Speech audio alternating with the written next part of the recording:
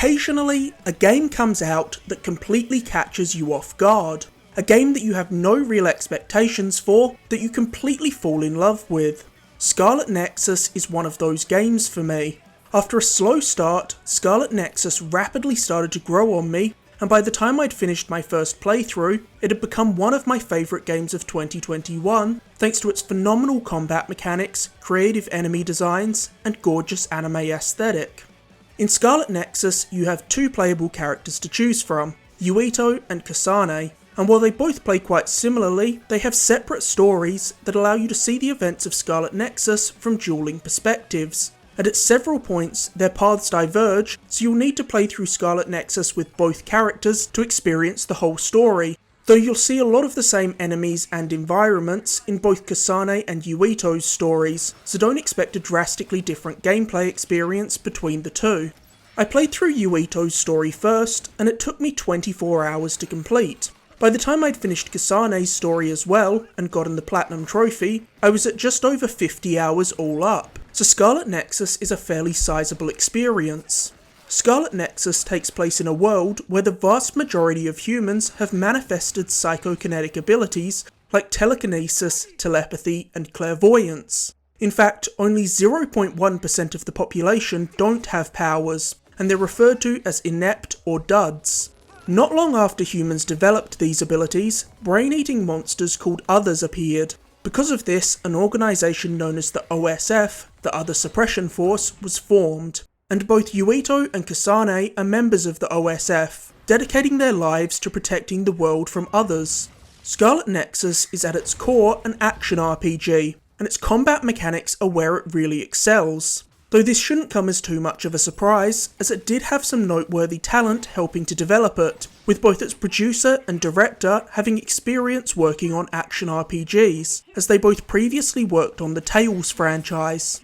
Scarlet Nexus's battle system is nothing short of sublime. In fact, I'd argue that it features some of the greatest combat mechanics of recent years. While it took me a couple of hours to really get into the rhythm of Scarlet Nexus's action, once it clicked for me, I was hooked.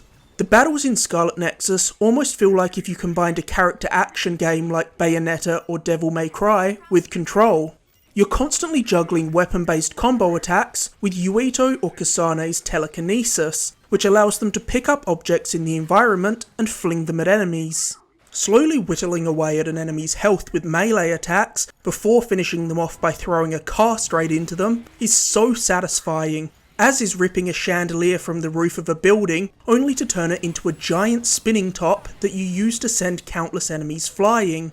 It's not too surprising that the chaos you can cause with your powers is immensely gratifying. I mean, after all, is telekinesis ever not fun in a game? Scarlet Nexus does a good job of making sure you don't just abuse your telekinesis powers to cheese fights as well, as the energy required for telekinesis is refilled by dealing damage with melee attacks.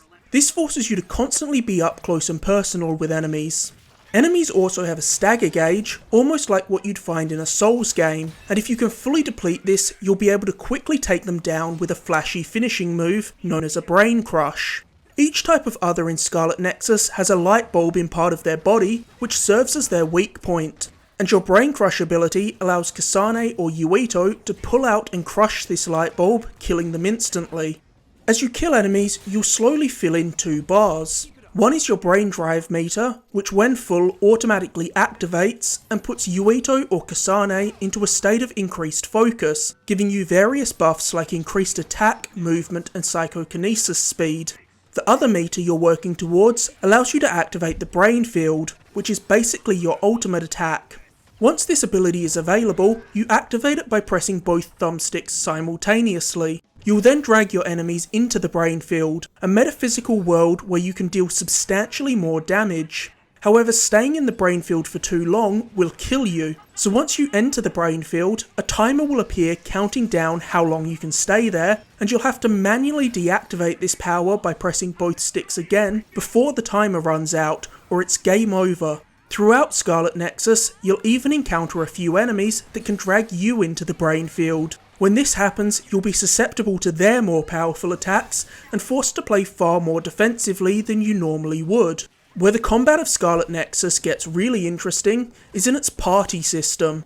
You'll bring a team of allies with you into combat, and you'll even be able to borrow your teammates' powers. By the end of Scarlet Nexus, you'll be able to have 8 allies' abilities equipped at once, and making use of their unique powers is crucial, as it allows you to exploit enemies' weaknesses and enter normally inaccessible areas of the environment. Among the abilities you can borrow are Velocity, a power that allows you to move at super speed, which is essential for fighting certain enemies that are usually too fast to hit, Pyrokinesis, which allows you to set enemies on fire to deal damage over time, Clairvoyance, which lets you see enemies that are usually invisible, and Teleportation, which allows you to teleport through barriers in the environment and get the jump on defensive enemies. Needless to say, all these different abilities add a lot of variety to the battles found in Scarlet Nexus, and there are some tough fights later on in the game that force you to use every ability at your disposal.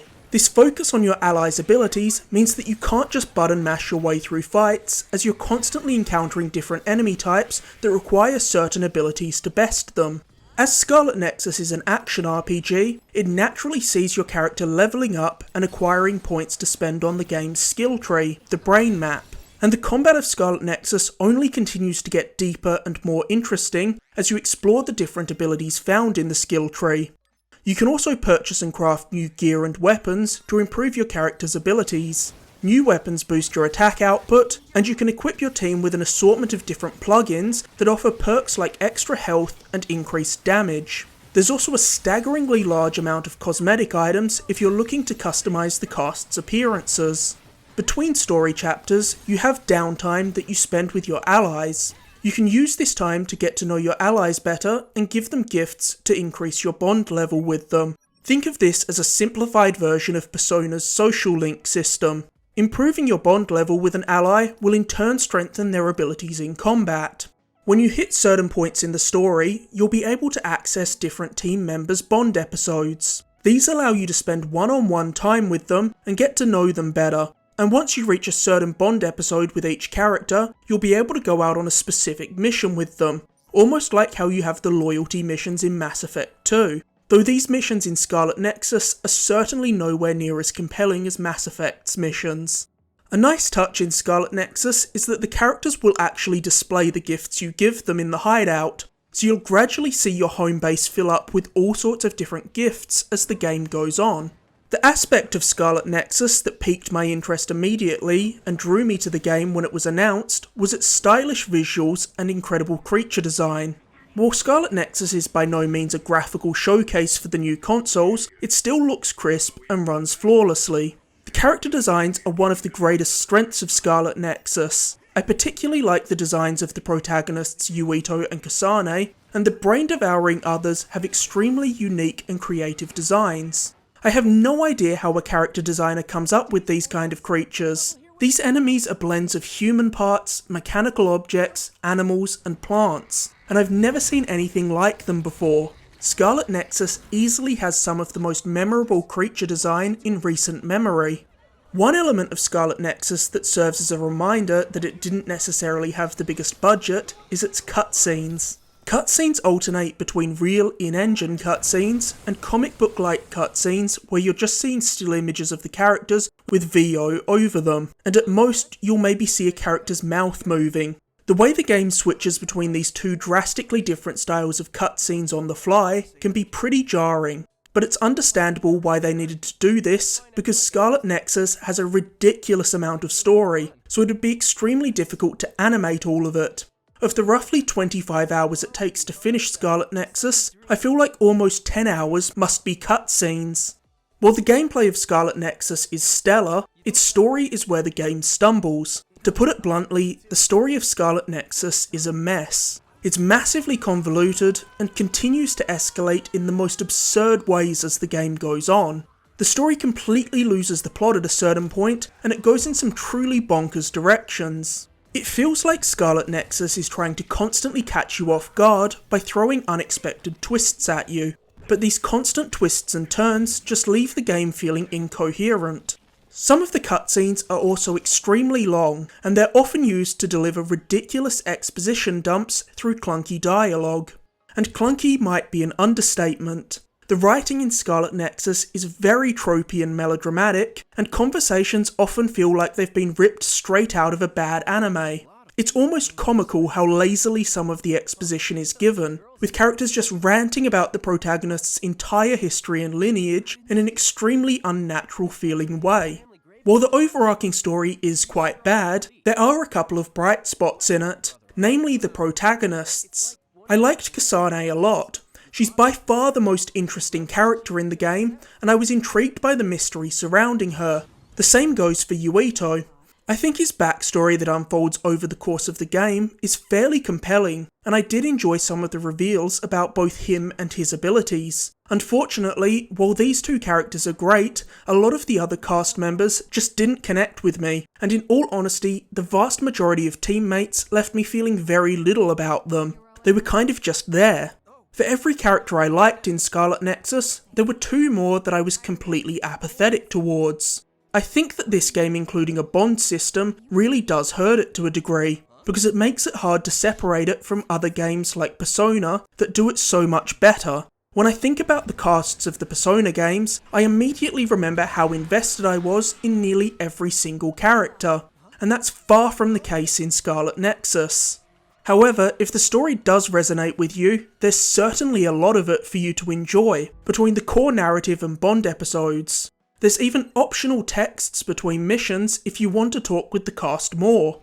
It's worth noting that there's actually a Scarlet Nexus anime adaptation coming, though I wouldn't hold my breath on that being particularly good, because the gameplay is by far the best part of Scarlet Nexus. I think it really speaks to just how exceptional the gameplay of Scarlet Nexus is, that despite not liking the story, I still love the game. The only other major problem I have with Scarlet Nexus is its poor side quests. They're all just dull fetch quests, or missions that task you with killing enemies with certain attacks.